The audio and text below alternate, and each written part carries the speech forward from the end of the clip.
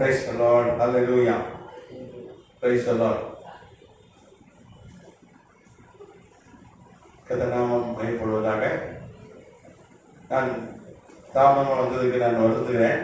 அங்கே நல்ல மழை, சரியான மழை. ஆனால் இந்த காரப்பாக்கம் ஏற்கனவே காரப்பாக்கத்தில் தான் டாக்ஸியா காரப்பாக்கத்தில் வந்து ஒன்றும் காணும், காஞ்சி போயிருக்கு. சரியான மழை கொஞ்ச நேரம் பெஞ்சிட்டு தான் இருக்குது. அவங்களுக்கு மழை தேவையாக இருக்குது. எந்த நாமத்துக்கு சொல்கிறோம். எந்த நாமம் மகிமைப்படுவதாக. சீகன் பார்க் பைபிள் இன்ஸ்டியூட் வகுப்புகளுக்கு உங்கள் அன்புடன் வரவேற்கிறேன். அருமையான சொன்னப்பன் ஐயா, பேராயர் சொன்னப்பன் ஐயா, பாஸ்டர்மா, உடன் ஊழியர்கள் வந்திருக்கிற எத்தனை தேவ ஊழியர்களுக்கு என்னுடைய நன்றியை, கணம் பொருந்திய தேவ பிள்ளைகள், தேவ ஊழியர்களுக்கு என்னுடைய நன்றியை தெரிவித்துக் கொள்கிறேன். கர்த்தர் ஆசீர்வதிப்பார். God bless you. Praise the Lord. Hallelujah.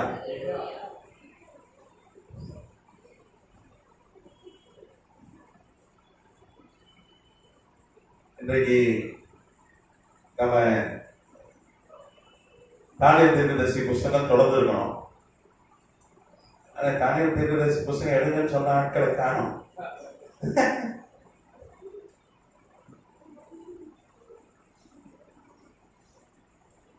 சரி, நம்ம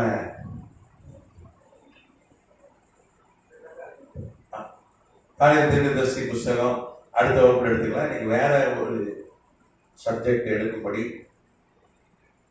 நான் உங்களுக்கு அவளாக இருக்கிறேன்.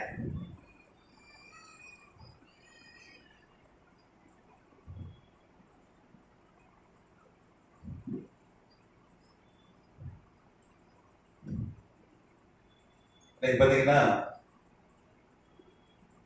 வேத வியாக்கியானம்.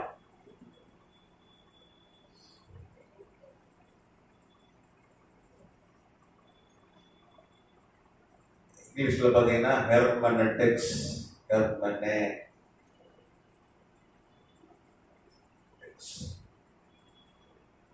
அது ஒரு பெரிய சப்ஜெக்ட்.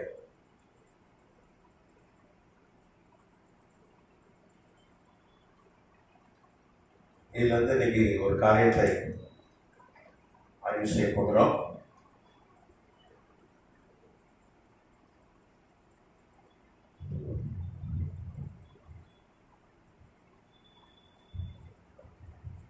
கர்த்தநாமம் மகிமைப்படுவதாக.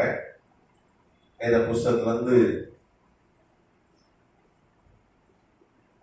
சங்கீதம் 88ஆம் அதிகாரம் வாசிங்க. வாசிங்க. இல்ல சங்கீதம் 88 ஆரம்பம் ஃபர்ஸ்ட். மக்களாலே எனம் வாத்தியத்தில் வாசிங்க.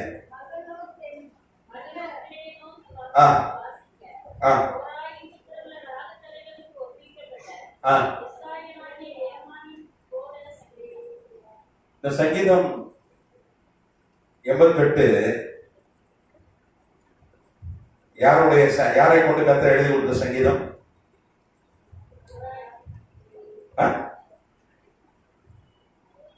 யாரை கொண்டு கர்த்தர் எழுதி கொடுத்த சங்கீதம்? எஸ் ராகிய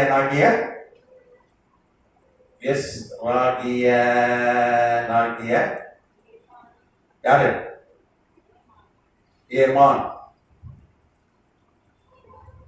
இங்கிலீஷ்ல பாத்தீங்கன்னா ஏமான் என்கிற ஒரு பக்தன், அவளை கொண்டு கர்த்தர் எழுதி கொடுத்த சங்கீதம். நீங்க சங்கீத புஸ்தகம் பாத்தீங்கன்னா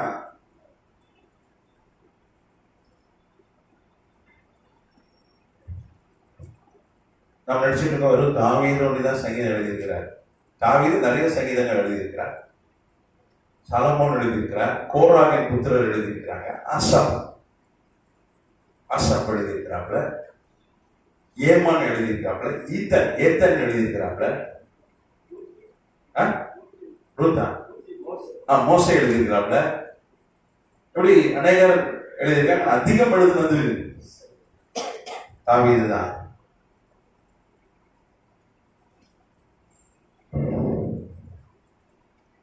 இங்கே இந்த 88 சங்கீதம் ஒரு அற்புதமான ஒரு சங்கீதம். கர்த்தர் பார்த்தீங்கன்னா ஏமானை கொண்டு நமக்கு எழுதி கொடுத்த ஒரு சங்கீதம். பார்த்தீங்கன்னா 1ஆம் வசனம் வாசிங்க.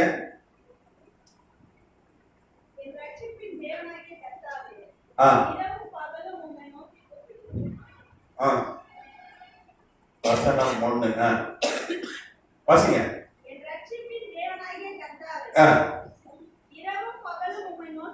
இரவும் பகலும் நோக்கி கூப்பிடுறேன் அப்படின்னு சொல்லி ஏமான் என்ன பண்றான்? அவனை எழுத வைக்கிறார் கர்த்தர். இரவும் பகலும் கர்த்தரை நோக்கி கூப்பிடுறான். ரட்சிப்பின் தேவனாகிய கர்த்தாவே. நீங்க பாத்தீங்கன்னா 4ஆம் வசனம் சொல்லுது. 3-4 வருஷங்க.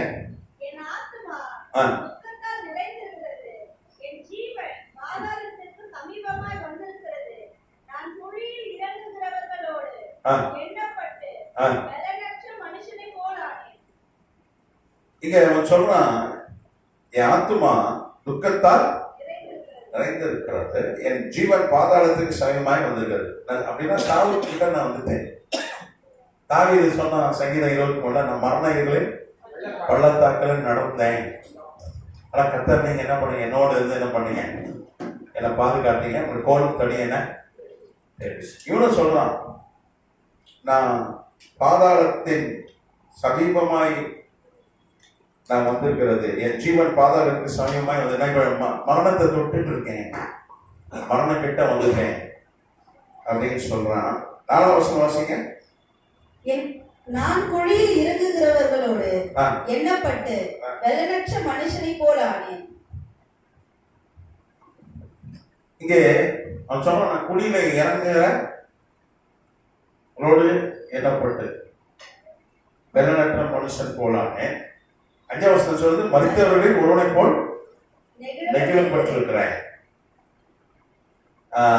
உமது கையால் அறுப்புண்டு போய் பிரேத குழிகளில் 5ஆம் வசனம் பிரேத குழிகளில் கிடக்கிறவர்களை போல் ஆனா ஏற்கனவே டெட் பாடி ஆயிட்டேன், செத்து போயிட்டேன், டெட் பாடி ஆயிட்டேன் அப்படின்னா உயிர் ஒண்டி தான் கடந்தது எனக்கு வேற ஒன்றும் இல்லை. 8ஆம் வசனம் சொல்லுது, கர்த்தநாமத்துக்கு ஸ்தோத்திரம். அதை வாசிங்க. எனக்கு அறிமுகமானவர்களே எனக்கு தூரமாக விலக்கி அவர்களுக்கு என்னை அருவருப்பாக்கினீர். நான் வெளியே புறப்படக்கூடாதபடி அடைப்பட்டிருக்கிறேன். 8ஆம் வசனம் சொல்லுது, மற்றவங்களுக்கு கர்த்தர் என்ன பண்ணாரா? அவன் ஒரு அருவருப்பா மாறிட்டான். மற்றவங்களுக்கு எப்படி ஆயிட்டானா? அறிமுகமானவங்க, தெரிந்தவங்க, சொந்தக்காரங்க, நண்பர்கள் எல்லாரும் அவனை ஒரு அருவருப்பா மாறிவிட்டான். அது மாத்திரம் இல்ல, கர்த்தநாமத்துக்கு ஸ்தோத்திரம், நான் வெளியே புறப்படக்கூடாதபடிக்கு அடைக்கப்பட்டிருக்கிறேன். என்னால் வெளியே போக முடியல, நான் ஒரு அறையில அடைக்கப்பட்டிருக்கிறேன் அப்படின்னு சொல்றான். துக்கத்தினால என் கண் என்னாச்சு? தோன்றி போய்விட்டது. கர்த்தநாமத்துக்கு ஸ்தோத்திரம். நீங்க பாத்தீங்கன்னா 15ஆம் வசனம் சொல்லுது, வாசிங்க. சிறு வயது முதல் நான் சிறுமைப்பட்டவனும் மாண்டு போகிறவனுமாய் இருக்கிறேன்.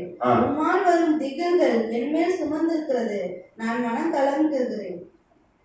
சிறு வயதுல இருந்து அப்படி ஒரு பிரச்சனை இருக்கு, சின்ன வயசுல இருந்து அவனுக்கு பிரச்சனை இருக்கு. கர்த்தநாம ஸ்தோத்திரம். 18ஆம் வசனம் சொல்லுது, சிநேகிதனையும் தோழனையும் எனக்கு தூரமாக விளக்கினீர், எனக்கு அறிமுகமானவர் மறைந்து போனார்கள்.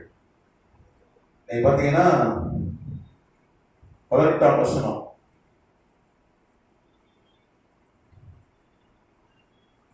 எல்லாரும் விலகிட்டாங்க.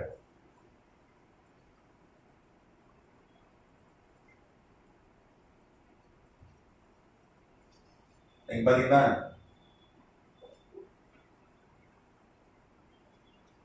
ஏறக்குறைய மறித்து விட்டேன்.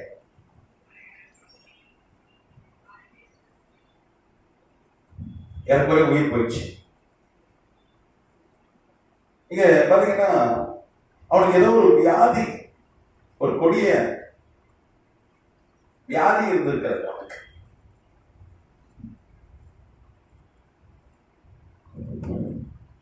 அவன் என்ன சொல்றான், எனக்கு ஒரு கொடிய வியாதி, மரணத்தை ஏற்கனவே மரணத்துக்கிட்ட போயிட்டான். அவனை எல்லாரும் தள்ளி வச்சிருக்காங்க, அவனை அருவருப்பா பார்க்கறாங்க. அவனுக்குள்ள ஏதோ ஒரு வியாதி என்று நாம் பார்க்கிறோம். அதுவும் குறிப்பா பார்த்தீங்கன்னா வரலாற்று ஆசிரியர்கள் என்ன சொல்றாங்கன்னா, அவனுக்கு குஷ்டரோகம் இருந்தது என்று சொல்கிறார். ஏமானுக்கு என்ன வியாதி சொல்லுங்க, என்ன வியாதி? குஷ்டரோகம். நீங்க லேவியராகமம்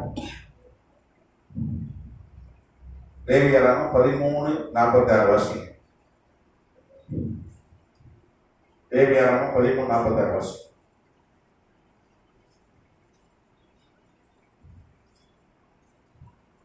அந்த வியாதி அவனில் இருக்கும் நாள் வரைக்கும் தீட்டுள்ளவனாக எண்ணப்பட கடவன். அவன் தீட்டுள்ளவனே, ஆகையால் அவன் தனியே குடியிருக்க வேண்டும். அவன் குடியிருப்பு பாளையத்துக்கு புறம்பே இருக்க கடவன். இங்க வேதம் சொல்லுது, கர்த்தநாமத்துக்கு ஸ்தோத்திரம். குஷ்டரோகி எப்படி இருக்குமா, அவன் தீட்டுள்ளவன், எல்லாருக்கும் அழுது, அவனை தனியாக அடைச்சி வச்சிருவான். எல்லாரும் கூட என்ன பண்ண முடியாது, ஒன்று சேர முடியாது. சொந்த பிள்ளையா இருந்தாலும் சரிதான், மனைவியா இருந்தாலும் சரிதான், தாய் தந்தையா இருந்தாலும் சரி, பிரிச்சு வச்சிருவாங்க. அப்போ இந்த வரலாற்று ஆசிரியர் என்ன சொல்றாங்கன்னா, இந்த ஏமான் அவனுக்குள்ள ஒரு கொடிய வியாதி இருந்தது, குஷ்டரோகம் இருந்தது. சின்ன வயசுலேயே குஷ்டரோகம் வந்துச்சு. சின்ன வயசுல அவனுக்கு என்ன வந்துச்சு, குஷ்டரோகம். இன்னைக்கே குஷ்டரோகி கண்டா என்ன பண்ணுறாங்க, வேலைக்கு ஓடுறோம். இந்த குஷ்டரோகி மத்தியில் ஊழியம் செய்ய நிறைய பேர் இருக்கு. ஒரிசால ஸ்டேட் மிஷனரி குஷ்டரோகி மத்தியில ஊழியம் செய்தவர். ஆனா அந்த ஜனங்கள் அவரையும் 2 பிள்ளைகளையும் இரவுல இந்த ஜீப்ல அந்த வண்டியிலே படுத்து தூங்கினார். சேவை பண்ணுவார், டாக்டர், இலவசமாய் சேவை செய்தவர் குஷ்டரோகி. அங்க ஒரு சாமியார் வந்தான், ஒரிசாக்கு ஒரு சாமியார் வந்தான், வெளியில யூபில இருந்து வந்தான். அவன் துர்போதனை செய்தான், அந்த கிராம மக்களை ஏறினான். ராத்திரி அவர் தூங்கும்போது என்ன பண்ணார், அந்த வண்டி கொளுத்தி பிள்ளைகளும் அவன் பறிச்சு போனான். ஒரு குஷ்டரோகத்துக்கு இவனும் ஒன்றும் செய்ய மாட்டான், அப்படி செய்கிறவனே என்ன பண்ண மாட்டான், விட மாட்டான். சாசக்கிரி அப்படிதான் ஆச்சு. நம்ம ஒரிசால ஸ்டேட் ஒரு அற்புதமான ஒரு மிஷனரி, அந்த மாவட்ட கலெக்டரே அவர் குறித்து சாட்சி சொன்னார். அவர் ஒரு கிறிஸ்தவர் இல்லாதவர். ஆச்சரியமா இருந்தவர், சொல்ல ஆச்சரியமா இருந்தது. ஆஸ்திரேலியாவிலிருந்து வந்தாங்க. ஆஸ்திரேலியா நல்ல நாடு, ஆனா கர்த்தருக்காக வந்தார்கள். அல்லேலூயா, ரத்த சாட்சியை மறித்தார்கள். கர்த்தநாமத்துக்கு எப்படி இருக்கு பாருங்க, மனுஷன் எப்படி இருக்காங்க. மனுஷன் நன்மை செய்யறவன கொள்றான், நன்மைக்கு என்ன பண்றான், தீமை செய்கிறான். சரி, இங்கே அவனுக்கு குஷ்டரோகம், அது சின்ன வயசுலேயே குஷ்டரோகம் வந்து விட்டாரு. அது குறிப்பா நீங்க கடைசி வசனம், இந்த 18ஆம் வசனம் சொல்லுது, கடைசி வசனம் சொல்லுது, அவனுக்குன்னு ஒரு பெண்ணை நியமித்து வைத்திருந்தாங்க. நம்ம தமிழ் பைபிள் என்ன போட்டு வாசிங்க, சிநேகிதனையும் தோழனையும் எனக்கு தூரமாக விலக்கினீர். தோழனை எனக்கு தூரமா விலக்கினீர் தமிழ் பைபிள் இருக்கு. ஆனா ஒரிஜினல் டெக்ஸ்ட் பாத்தீங்கன்னா அவனுக்கு நியமிக்கப்பட்டிருக்கிற ஒரு பெண். எல்லாம் போயிட்டாங்க விட்டுட்டு. புஸ்தகம் வந்து எப்படி கட்டுவா, நிச்சயமா கட்டவே, கொட்டை விட்டாலே டைவர்ஸ் பண்ணிடா. ஆமா, நிறைய கேள்விப்பட்டிருப்பீங்க. சீக்கிரம் ஆம்பளை சீக்கிரம் கொட்டை விடலாம், சகோதரிகள் சீக்கிரம் கொட்டை வராது. நீங்க கூகுள்ல தேடுங்க, கொரட்டை விட்டதுனால டைவர்ஸ் ஆனதுன்னா எக்கச்சக்கா இருக்குங்க கேஸ். ஆமா, ஒரு ஆணுக்கு ஒரு குறிப்பிட்ட வயசுல தான் கொட்டை வரும், லேடிஸ் கொஞ்சம் லேட்டா தான் வரும். எத்தனாமத்துக்கு சொல்றோம். அப்போ அவ பிரிஞ்சிட்டான். அவனுக்கு நியமிக்கப்பட்ட மனைவி கூட என்ன போயிட்டா, விட்டு போய்விட்டான். ஃப்ரெண்ட்ஸ் போயிட்டாங்க, உறவினர் போயிட்டாங்க. ஒரு இடத்துல இவன் அடைக்கப்பட்டிருக்கிறான். ஒரு ஆச்சரியம் என்னன்னா, வாசிக்கலாம் 1 நாளாகமம் 6ஆம் அதிகாரம் 1 நாளாகும் 6ஆம் அதிகாரம் 33 34 வாசிங்க. 1 நாளாகும் 6 33 34.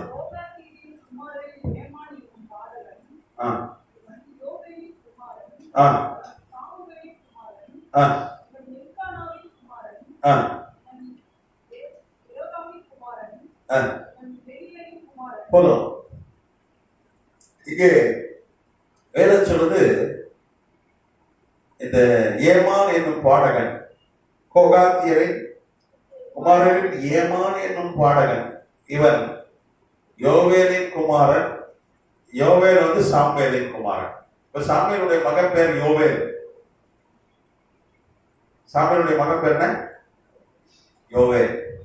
இந்த யோவேலுடைய பிள்ளை தான் யாரு? ஏமான். அதாவது சாமுவேலுடைய பேரை பாத்தீங்கன்னா சாமுவேல் பேரன். சாமுவேல் மாதிரி ஒரு தீர்க்கதரிசி கிடையாது. 11 வயசுல அன்னைக்கு கர்த்தருடைய வார்த்தை அபூர்வமா இருந்தது. இன்னைக்கு கர்த்தருடைய வார்த்தை அபூர்வமா தான் இருக்கு. அப்படிப்பட்ட ஒரு காலகட்டத்தில் தான் நம்ம வாழ்ந்துட்டு இருக்கோம்.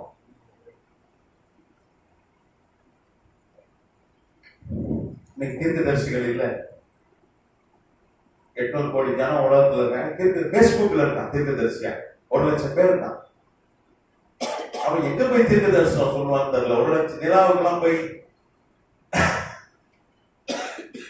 சொல்லிட்டு வந்துடுவான் போல இருக்கு. இல்ல ஏதாவது தீவுல போய் அவன் யோவான் வந்து பத்ம தீவுல தீர்க்கதரிசி அந்த மாதிரி எங்கேயாவது போய் ஏதாவது எழுதி வச்சுட்டு வந்துடுவான் போல இருக்கு. அதெல்லாம் பார்த்தீங்க சொத்துறோம். ஆனா பயங்கரமா நடக்குது இப்ப உலகம். இன்னைக்கு கூட ஜப்பான்ல இன்றைக்கும் நேற்றோ ஒரு பயங்கரமான நிலவரிச்சு, அநேகர் செத்து போயிட்டாங்க. ஜப்பான்ல பூமி அதிர்ச்சி சர்வ சாதாரணம். அது சாதாரண விஷயம். நமக்கு வெயில் அடிக்கிற மாதிரி எனக்கு பூமி அதிர்ச்சி. அங்கேயும் அவ்வளவு பேர் செத்துருக்காங்க. எப்ப எங்க பார்த்தாலும் பூமி அதிர்ச்சி. நீங்க பாத்தீங்கன்னா ஸ்பெயின்லயும் பிரான்ஸ்லயும் காட்டுத்தீ. அது குறிப்பா பிரான்ஸ் பயங்கரமா எரியுது. இவர் காட்டுத்தீயை பார்த்ததே இல்லை. பிரான்ஸ் நடுங்கி போயிருக்கிறது. பாத்தீங்கன்னா பிரிட்டன்ல பிரான்ஸ்ல எல்லாம் என்னாச்சு, இப்பதான் பிரான்ஸுக்கு பெரிய அடி. தண்டவாளமே உருகி ஓடுற அளவுக்கு ஐரோப்பால 20,000 பேர் மேல செத்துட்டாங்க வெயில்ல. வெயில்னா சாதாரண வெயில் இல்ல, 118 டிகிரி வெயில். நம்மளாம் அந்த வெயில இது பார்த்ததே இல்லை. நமக்கு தெரிஞ்ச வெயில் 100 டிகிரி தான், பயங்கரமா இருக்கும். 106 வரைக்கும் அடிக்கும். நமக்கு வேலூர்ல ஒரு 110 வரைக்கும் அடிக்கும். அதான் கத்திரி வெயில்.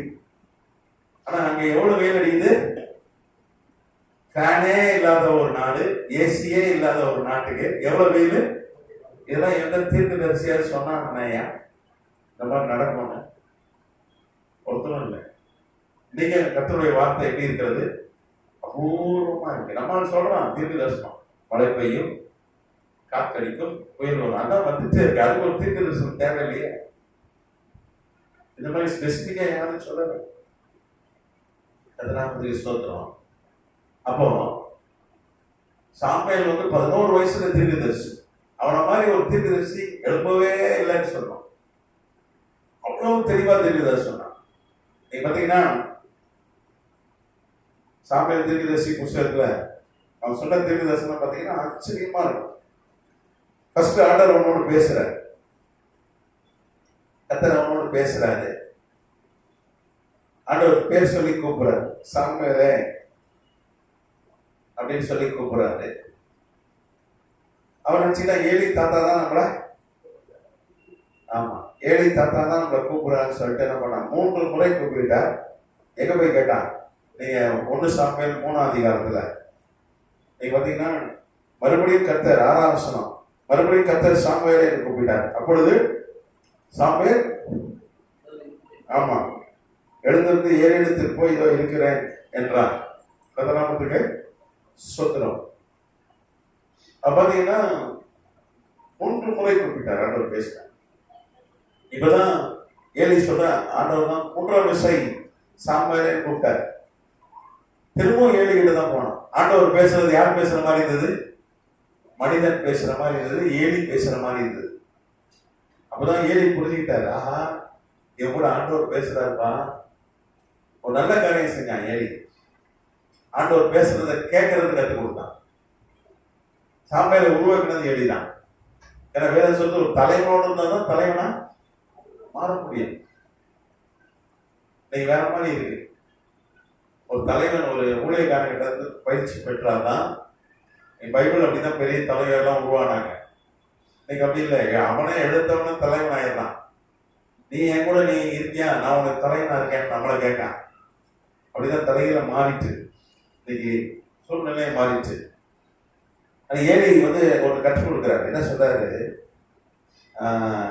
ஏலி 8ஆம் வசனம் சொல்ற கர்த்தர்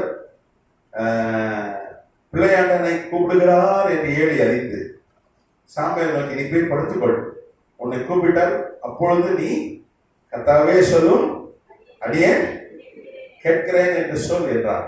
சாம்பல் போய் தன் ஸ்தானத்துல படுத்துக் கொண்டான். இப்போ 4வது முறையை கர்த்தர் பேசுறார். அல்லேலூயா. 1ஆம் சொல்ல கர்த்தாவே சொல்லுங்க, அடியேன் கேட்கிறேன். இப்ப ஆண்டவர் நம்மகிட்ட பேசுறாரு, நம்மளையும் கூப்பிடுறாரு. நம்ம எங்க நம்ம உணர்ச்சியே இல்லாம ஆண்டவர் பேசுறாரு. ஆண்டவர் வந்து பட்சபாதம் உள்ள தேவன் அல்ல, எல்லாருக்கும் பேசுறாரு. வேதம் சொல்லுது வெளிப்படுத்தின விஷயத்துல, பரிசுத்த ஆவியானவர் சபைகளுக்கு சொல்கிறது கேட்கிறதற்கு காதுள்ளவன். நம்ம வந்து பேசிக்கிட்டே தான் இருக்காரு ஆண்டவர். பேசுகிற தேவன் நம்ம குறிச்சு பேசிக்கிட்டே இருக்காரு. நம்ம எங்க நம்ம கவனிக்கிறோம்? ரேடியோ அந்த காலத்துல ரேடியா இருக்கும். ஸ்டேஷன் அப்படியே திருப்பினா என்ன பண்ணோம்? கரெக்டா கேட்கும், துல்லியமா கேட்கும். ரேடியோவை வச்சு பார்த்தோம்னு தெரியும். இந்த காலத்து பசங்க ரேடியோவா விஷயத்துல தான் பார்க்கணும். நீங்க ரேடியோவை நீங்க வேற லெவலுக்கு போயிடுச்சு. நாங்களும் அந்த காலத்துல ஒரு இவ்வளவு பெரிய ரேடியா இருக்கும், உள்ள பாட்டிலா இருக்கும், பாருங்க செட்டு. ஒருத்த மேல ஒண்ணுன்னா அவன் ஆஸ்பத்திரி போய் செத்துருவான். அவ்வளவு பெருசா இருக்கும், அவ்வளவு பெருசா இருக்கும். அது அப்படியே துல்லியமா அட்ஜஸ்ட் பண்ணி அதெல்லாம் கேட்போம். நியூஸ் அதான் எங்களுக்கு அன்னைக்கு என்டர்டெயின்மெண்ட். அது மாதிரி கர்த்தர் பேசுகிறத என்ன பண்ணணும்? அப்படியே கேட்ச் பண்ணணும். கர்த்தாவே சொல்லுங்க, அடியேன் கேட்கறேன். நம்ம காது கொடுத்து கேட்கணும், காது கொடுத்து கேட்கணும். இப்போ செல்போன்ல ஒருத்தர்கிட்ட பேசுறோம், நம்ம கவனிச்சாதான் அவர் பேசுறது கேட்கணும். சில நேரம் கவனிக்கிறது நம்ம ஒழுங்கா கவனிக்க மாட்டோம், கான்சென்ட்ரேஷன் இருக்கா. அவங்க என்ன சொன்னாங்க நமக்கு கேட்காது. அதே மாதிரி கர்த்தர் பேசுறத நம்ம கவனித்து கேட்க வேண்டும். சாம்பல் ஒண்ணு கர்த்தாவே சொல்லுங்க, அடியேன் கேட்கிறேன் என்று சொன்னான். அல்லேலூயா. பாருங்க, ஆண்டவர் அவன்கிட்ட அந்த சின்ன பையன் 11 வயசு பையன் அவன்கிட்ட அரசியல் பேசுறாரு. அன்றைக்கே கர்த்தர் என்ன பண்றாரு? இஸ்ரவேல் தேசத்தை பத்தி பேசுறார். ஏழி குடும்பத்துக்கு விரோதமா எல்லாம் வந்து கர்த்தர் பேசுறாரு. தேசத்தை குறித்து பேசுறார், நியாய தீர்ப்பு குறித்து பேசுறார்.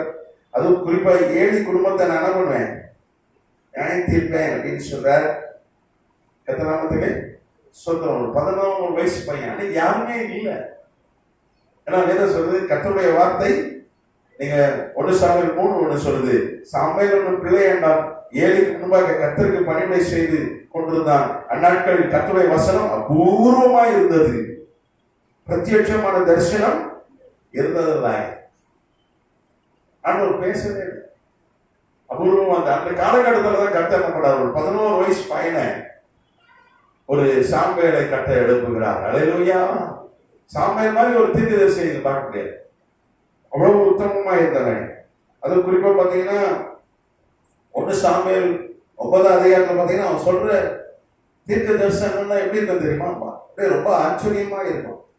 கழுதை கடிச்சிட்டுன்றான், குழஞ்சி போன கழுதை கடிச்சிட்டுப்பா அப்படின்றான். அதுக்கப்புறம் என்ன சொல்றான்? நீ போற வழியில என்ன ஆகும்? உனக்கு எதிரே வந்து ஆட்கள் வருவாங்க. அவங்க என்ன பண்ணுவாங்க? 2 நீங்க 1 சாமுவேல் 10ஆம் அதிகாரத்துல பாத்தீங்கன்னா தெளிவா ஆண்டவர் பேசுறாரு. நீ அவ்விடத்தை விட்டு 3ஆம் வசனம், அவ்விடத்தை விட்டு அப்புறம் கடந்து போய் தாபோரில் உள்ள சமபூமியில் சேரும்போது தேவனை பணியும்படி பெத்தேலுக்கு போகிற 3 பேர் வருவாங்க. நீ போகும்போது உனக்கு எத்தனை பேர் வருவான்? 3 ஆட்கள் வருவாங்க. பெத்தேலுக்கு போறவங்க அவங்க என்ன பண்ணாங்க? உன்னை சந்திப்பாங்க. ஒருவன் என்ன பண்ணுவான்? 3 ஆட்டுக்குட்டியும், இன்னொருத்தன் 3 அப்பத்தையும், மற்றவன் திராட்சரசம் ஒரு துருத்தியும் உணர்ந்து உன்னுடைய சுகசெய்தியை விசாரித்து உனக்கு 2 அப்பங்களை கொடுப்பார்கள், அவைகளை நீ என்ன பண்ணணும்? அவர் கையில வாங்க வேண்டும். 5ஆம் வசனம் சொல்லுது, அப்புறம் தேவனுடைய மலைக்கு நீ போவ, அங்கே தீர்க்கதரிசிகள் கூட்டம் உனக்கு எதிர்பட்டு வரும். 6ஆம் வசனம், அப்புறம் கர்த்தருடைய ஆவி உண்மையில் இறங்குவா, நீ அவரோட கூட தீர்க்க தரிசனம் சொல்லி வேறு மனுஷன் ஆவார். என்ன மாதிரி தீர்க்க தரிசனம் ஐயா? எவ்வளவு துல்லியமா!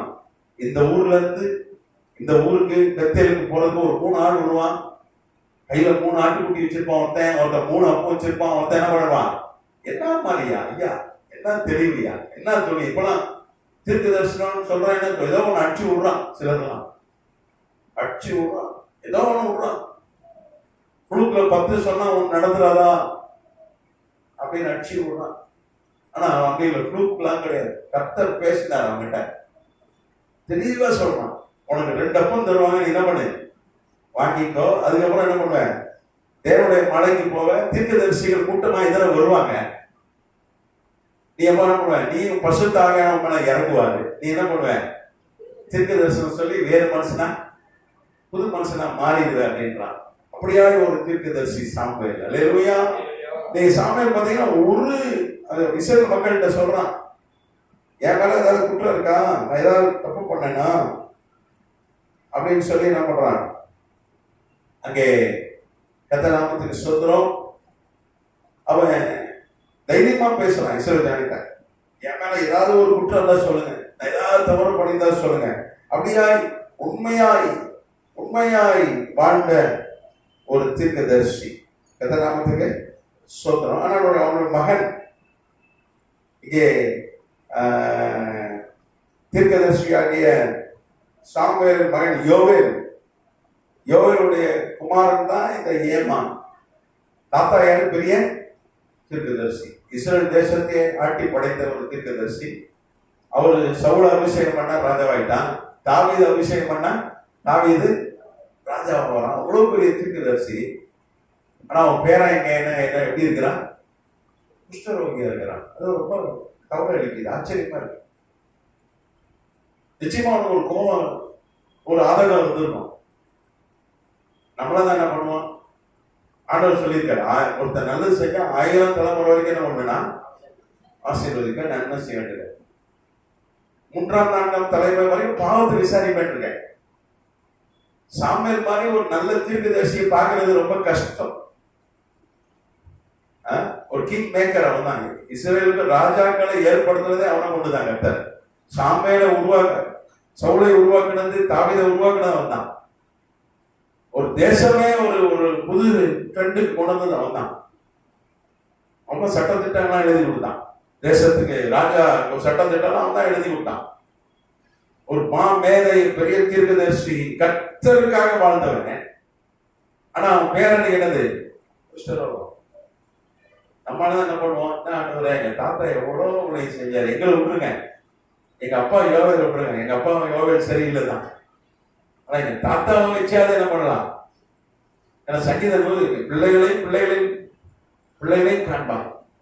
ஆமா, அப்போ ஆசீர்வாதம் வாக்கு பண்ணியிருக்கீங்க அப்படின்னு சொல்லி நம்மளால தான் அப்படிதான் இருப்போம். ஆனா அவன் என்ன பண்ணல? கொஞ்சம் கூட என்ன பண்ணல? ஆண்டவரை தூசிக்கவில்லை, ஆண்டவர் மீது கோபப்படல.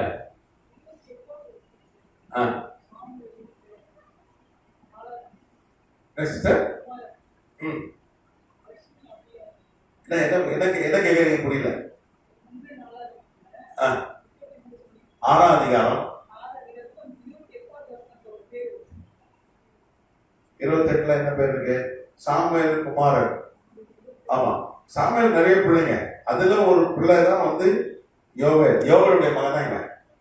சரியா? ரைட்டு. அப்போ சாமுவேலுடைய தீர்க்கதரிசி சாமுவேலுடைய பேரன் இன்னைக்கு நம்ம பார்க்கிறோம். பெரிய ஊழியக்காரன் பேரெல்லாம் இப்படி இருக்காங்க, பாக்குறீங்களா? சூப்பரா இருக்காங்க. பெரிய பெரிய ஊழியக்காரனுடைய பேர பிள்ளைங்க. ஒரு ஆளை நீங்க சொல்லுங்க பாப்பா, யாராவது தெரியுமா? யாரு? அவரோட உத்தமமான ஊழியக்காரர் தான் யாரு? அவனுக்கு என்னது? குஷ்டரோகம். ரொம்ப கஷ்டமா இருக்குல்ல? கர்த்தர் நடத்துகிற விதம். அவன் சின்ன வயசுலயே வந்துச்சு, எல்லாரும் அவனை உதவி தள்ளி விட்டாங்க. விட்டார்கள், ஒதுக்கி வைத்து விட்டார்கள். தீட்டு மரணத்தின் படுகை போயிட்டா எப்பவும் தனிமையில இருக்கிற எல்லாம் குஷ்டரோகம் அப்படிதான் அடைச்சு வச்சிருவாங்க, தனிமைப்படுத்திடுவாங்க. எப்படி கோவிட் ஒரு காலத்துல கொரோனா பேஷண்ட் சாகும்போது கூட தனியா தான் சாகணும், அடக்கப்புறம் பண்ண முடியாது. அரசாங்க ஊழியர் தான் என்ன பண்ணாங்க, அடக்கம் பண்ணாங்க. அப்படிதானே கோவிட் நம்ம கண்ணால அதோட மோசம் இது குஷ்டரோகம். தீட்டு தீட்டு கத்தணும், யாராவது வந்தா தீட்டு தீட்டு கத்தணும். அவ்வளவு ஒரு கொடிய நோய். அதுவும் யாருக்கு? சாமுவேல் தீர்க்கதரிசியுடைய பேரனுக்கு. அல்லேலூயா. பாருங்க, அந்த அதுல 8ஆம் அதிகாரம் 88ஆம் சங்கீதம் அவன் பாடின ஒரு ஜெபம், அவன் பண்ண ஒரு ஜெபம் தான் வேதம் சொல்லுது. அவன் இரவும் பகலும் என்ன பண்ணானா, ரட்சிப்பின் தேவனாகிய கர்த்தராவே இரவும் பகலும் நோக்கி கூப்பிடுகிறேன், என் விண்ணப்பம் உன் சமூகத்தில் வருவதாக, என் கூப்பிடுதலுக்கு ஒரு செடியை சாய்த்தான். இரவும் பகலும் ஜெபம் பண்ணான். அவன் குஷ்டரோகியா இருந்தாலும் என்னத்தை கண்டேன்னு அவன் கோச்சிட்டு வராம, சிலரெல்லாம் பாத்தீங்கன்னா சர்ச்சுக்கு கோச்சிட்டு வர மாட்டான். ஆண்டவரோட கோபத்துல என்ன பண்ணுவான், எனக்கு ஒண்ணும் செய்ய மாட்டேங்காரு ஆண்டவர், என் இஷ்டத்தையும் அவர் என்ன பண்ண மாட்டேங்காரு, நான் சொல்றேன் இவன் சொல்றது கேட்கணுமா ஆண்டவர், நான் ஒண்ணு சொல்றேன் அவர் கேட்க மாட்டேங்காரு, அவரு இஷ்டம் போலதாங்க செய்யறாரு அப்படின்னு கோச்சிக்கிட்டு சபைக்கு வராது பின்வாங்கி போனவெல்லாம் உண்டு. நான் சொல்ற டைமுக்கு எதையும் செய்ய மாட்டேங்கிறேன், அவர் இஷ்டம் போல ஒரு டைம் சொல்றாரு செய்யறாரு அப்படின்ட்டு ஒண்ணுமே இவனுக்கு புரிஞ்சுக்கல. ஆண்டவர் சித்தப்படிதான் நம்ம வாழணும் இல்லையா, நம்ம இஷ்டப்படி அவர் என்ன பண்ண முடியாது. நம்மளால உடனே அவருக்கு ஒரு இவன் ஒரு ஏதோ ஜெனரல் மேனேஜர், ஆண்டவர் இவன்ட்ட வேலை செய்யற ஒரு கிளர்க்கா நினைச்சுக்கிறான். அவர் ஏதோ ஆண்டவர் வாங்க வந்து இதை செய்யுங்க அதை செய்யுங்க, இப்படி இன்னைக்குள்ள செய்யுங்க நாளைக்குள்ள செய்யுங்க, இவன் என்ன பண்றான், கட்டளை போடுறான் ஆண்டவருக்கு. கரெக்டா? நம்ம அப்படிதான் இங்க இருக்கிறோம். ஏதாவது தவறு செஞ்சுட்டா ஒரு தண்டனை வந்துட்டா உடனே ஏன் தண்டனை, எனக்கு இந்த தவறு செஞ்சாதான் தண்டனை, அது எப்படி? ஏன் அவர் அப்படிதான் கண்டிக்கணுமா?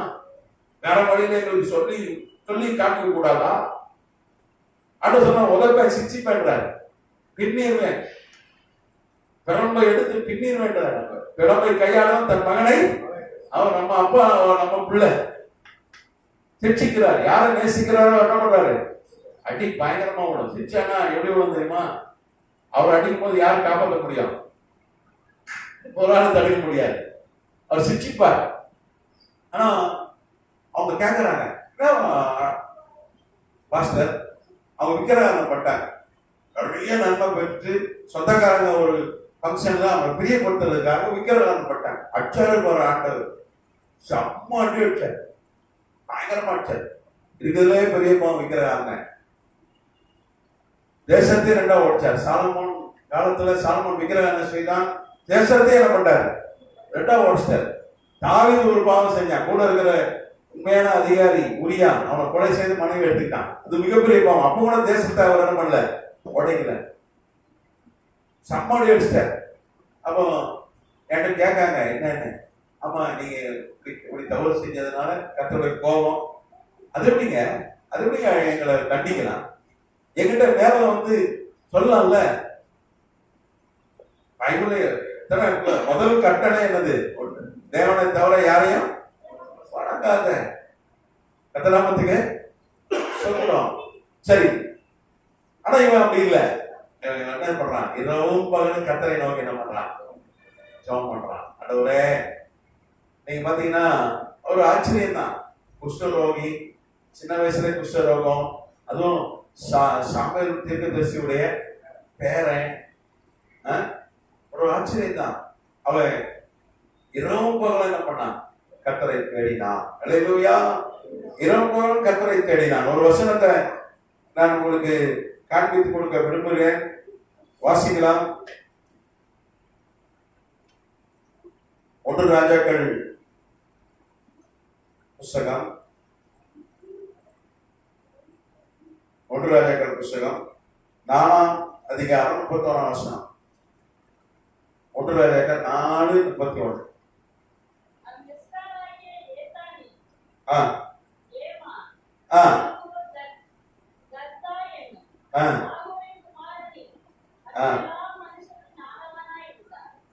ஞானவானாய் இருந்தான். கர்த்தர் நாமத்துக்கு ஸ்தோத்திரம். இங்கே வேதம் சொல்லுது 1 ராஜாக்கள் 4:31 இந்த ஏமானை குறித்து சொல்லப்பட்டிருக்கிறது. இந்த ஏமான் பாத்தீங்கன்னா சாலமோன் பெரிய ஞானியா இருந்தான். யாரோட ஒப்பிடுறாங்க? இந்த ஏமான் கூட ஒப்பிடுறாங்க. பொதுவாக ஒருத்தரோட ஒருத்தர் ஒப்பிடுவாங்க இயற்கை. இப்போ நம்ம மாண்புமிகு ஜோசப் விஜய் ஐயாவை இப்போ என்ன பண்றாங்க, அவர் ஆட்சிக்கு வந்தார், ஒரு சினிமா நடிகர் எம்ஜிஆர் வந்த மாதிரி வந்துட்டாருன்றாங்க. அப்படிதானே ஒப்பிடுறாங்க. கரெக்டா? ஒரு பணக்காரன் அப்படின்னு ஒப்பிடுவாங்க. ஐயோ இந்த அளவுக்கு எலன் மஸ்க்கு அளவுக்கு பணக்காரன், எலன் மஸ்க் தான் உலக பணக்காரன், இல்ல டாடா மாதிரி பணக்காரன் ஒப்பிடுவாங்க. இங்க சாலமோன் என்கிற அவன் பெரிய ஞானி. அவன் சாலமோன் மாதிரி ஒரு ஞானி கிடையாது. அவ்வளவு ஞானம் கொடுத்தார் கர்த்தர். ஆனா அவன் யார் கூட ஒப்பிடுறாங்க? ஏமான் கூட ஒப்பிடுறாங்க. அல்லேலூயா. நீ பாத்தீங்கன்னா கர்த்தர் ஏமான ஒரு பெரிய ஞானியாய் வைத்திருந்தார். சோமாக்கிட்டார். அவன் குசலம் வெளியிட்டு அவன் அரசவைக்கு வந்துட்டான். அதுவும் தாவீதுடைய அரசவையில ஒரு முக்கிய அதிகாரியாக இருந்தான். தேவனுடைய ஆலயத்துல ஒரு முக்கிய ஒரு ஊழியக்காரனா இருந்தான். கர்த்தருக்கு ஸ்தோத்திரம். நீங்க பாத்தீங்கன்னா வேதம் சொல்லுது அவன் ஒரு பெரிய ஞானியாய் கர்த்தர் உயர்த்தினான். அல்லேலூயா. பெரிய ஞானி. அதுவும் அவனை யார் கூட ஒப்பிடுறாங்க? சாலமோன் கூட ஒப்பிடுற அளவுக்கு ஒரு ஞானியா ரொம்ப ஃபேமஸா கர்த்தர் மாத்திட்டார். அவனை புகழ்ச்சியாய் ஃபேமஸா கர்த்தர் மாத்தி விட்டார். கர்த்தருக்கு ஸ்தோத்திரம். அந்த 1 ராஜாக்கள் புஸ்தகம் திருப்பி ஒரு வாசிங்க. 1 ராஜாக்கள்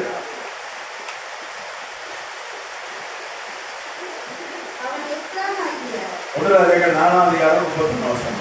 அவன் எஸ்ரானாகிய இஸ்ராயேலியனாகிய ஏமான் கல்கோல் தர்த்தா. இங்க 3 ஞானிகளை குறித்து சொல்லப்படுது. ஒன்னு ஏத்தான், இன்னொன்னு ஏமான், இன்னொன்னு கல்கோல். தர்த்தா என்னும் மாகோலின் குமாரரிலும் மற்ற எல்லா மனுஷரிலும் ஞானவானாய் இருந்தான். சுற்றிலும் சகல ஜனங்கள் ஜாதிகளிலும் அவன் கீர்த்தி பிரபலமாய் இருந்தது. ஸ்தோத்திரம்.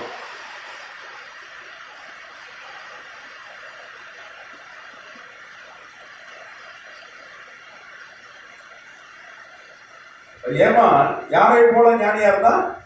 சாலமோனே அவனை வச்சுதான் ஒப்பிடுறாங்க. வேதமே ஆண்டவரே சாலமோனை எப்படி ஞானியை ஒப்பிடுறாருன்னா ஏமானை வச்சுதான் நம்மளோட ஒரு அளவு போடும். அவ்வளவு பெரிய ஞானியாய் மாறிவிட்டான். அல்லேலூயா. பாத்தீங்கன்னா வரலாறு சொல்லுது, வேதத்திலையும் பார்க்கிறோம். வரலாறு சொல்லுது கர்த்தர் அவன் குஷ்டரோகத்தை சுகமாக்கினான். அல்லேலூயா. நமக்கு தெரிஞ்சதான் நாகமான் குஷ்டரோகியா இருந்தான். அவர் யோர்தான்ல 7 தினம் முக்கிய எழுதான். கர்த்தர் என்ன பண்ணார்? அவனை சுகமாக்கிறார்.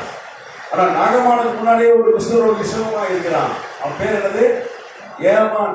சுகமாகிட்டு அப்படியே விட்டுல. சரி குஷ்டரோகம் சரியாயிட்டுமா நீ போன. அவனை என்ன பண்ண? பெரிய ஞானியாய் கர்த்தர் மாற்றினார். அல்லேலூயா. அரசவையில பெரிய பதவி கொடுத்தார். அது மாத்திரம் இல்ல, தேவாலயத்திலேயே முக்கிய ஒரு ஊழியக்காரனா கர்த்தர் வைத்தார். அல்லேலூயா. அது பாத்தீங்கன்னா வேதம் சொல்ல அவன் தீர்க்கதரிசியா இருந்தான். என்னவா இருந்தான்? தீர்க்கதரிசியா இருந்தான். வா நீங்க 1 நாளாகமம் புஸ்தகத்துல 1 நாளாகமம்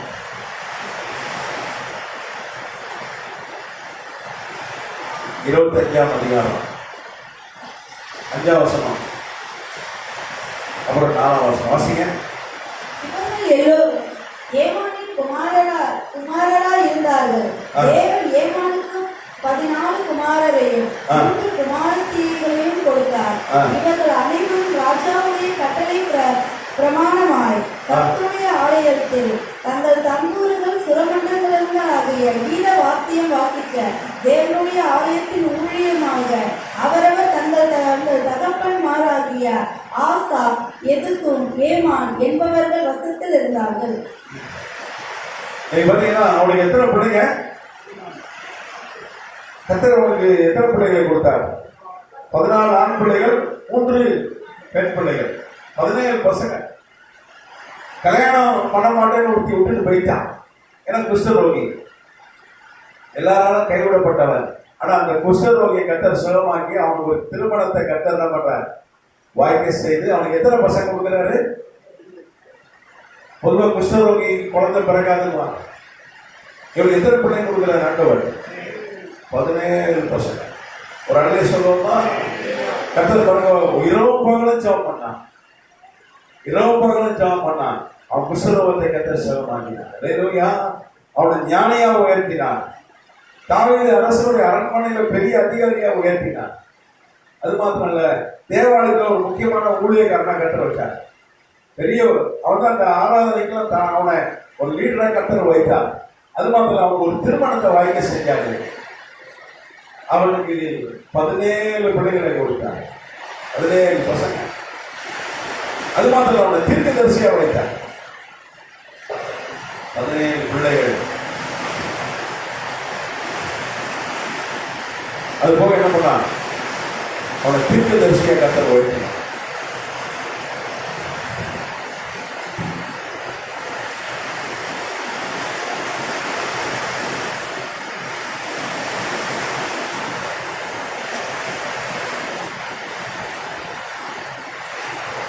ஒரு குஷ்டரோகி இரவும் பகலும் கர்த்தரை நோக்கி போயிட்டான்.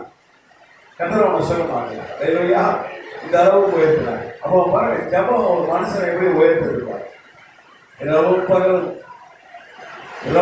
ஜெபிக்கிற ஒரு மனிதன், அதுவும் நல்லா இருக்கும்போது ஜெபம் பண்ணிக்கலாம். ஒரு துன்பத்துல ஜெபிக்கிறது ரொம்ப கஷ்டம், சோர்ந்துருவோம். ஆனா என்ன பண்ணான்? சோர்ந்து போகாம என்ன பண்ணான்? இரவு பகலும் ஜெபம் பண்ணான். அதனாலதான் கர்த்தர் அவனை உயர்த்தினார், வியாதியை சுகமாக்கினார், அவனை தீர்க்கதரிசியா உயர்த்தினார், அவன் திருமணத்தை வாய்க்க செய்தார், 17 பிள்ளைகள் கொடுத்தார், அரசவையில பெரிய அதிகாரியா உயர்த்தினார், தேவனுடைய ஆலயத்துல பெரிய ஊழியக்காரனா கர்த்தர் உயர்த்தினார். அல்லேலூயா சொல்லுவோமா? ரைட்டு. நாங்க ஆதாரங்களை எழுதி போட்டு முடிச்சிட டைம் ஆயிடுச்சு.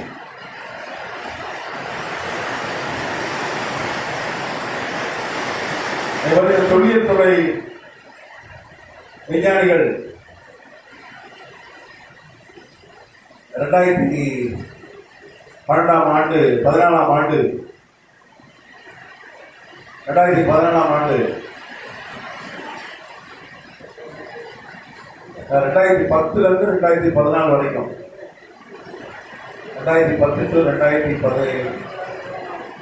2014 வரைக்கும்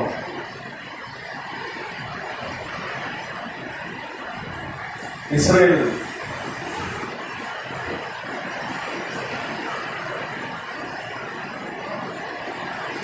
தொழில் துறை விஞ்ஞானிகள், ஆர்கியாலஜிஸ்ட்,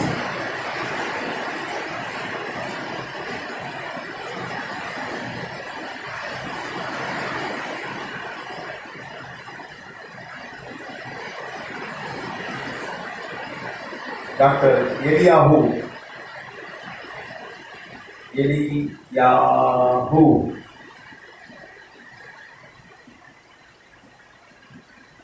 சுக்ரம்,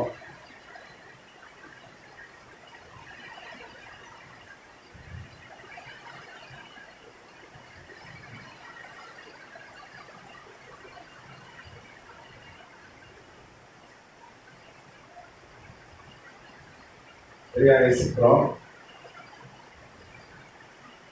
அப்புறம் டாக்டர் ரோனி ரிச்,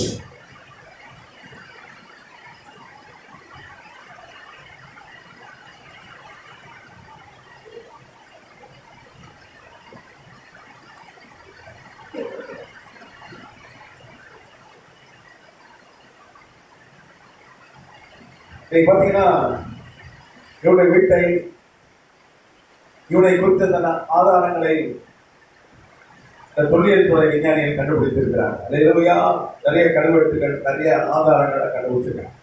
இப்போ நீங்க போனீங்கன்னா இஸ்ரேல் தேசத்துல மீதத்துல ஏமானை குறித்து நிறைய ஆதாரங்கள் இருக்கிறது. இன்னைக்கும் ஏமானுடைய வாழ்க்கை பேசுகிற ஒரு சாட்சியா இருக்கிறது, ஒரு ஆதாரமா இருக்கிறது. அப்போ இரவு ஜாப் பண்ண போல கர்த்தர் ஞானத்தை கொடுக்கிறார், உயர்த்தினார், அவனை சுகமாக்குறார், அவனுக்கு 17 பிள்ளைகளை கொடுக்குறாரு. அவனை மாதிரி ஒரு கொடிய வியாதி யாருமே இல்லை. இறக்குறைய மரணத்துக்கு போயிட்டான், இறக்க செத்து போயிட்டான், தீட்டுப்பட்டு போனான், எல்லாரும் ஒதுக்கப்பட்டான். அவனுக்கு நியமித்து வைத்த பெண்ணை விட்டுட்டு போயிட்டான். ஆனா இரவு பகல் ஜெபம் என்ன பண்ணுது? ஒரு மனிதனை மாற்றுகிறது. இல்லையா? சரி, முடிச்சிடலாமா ஐயா?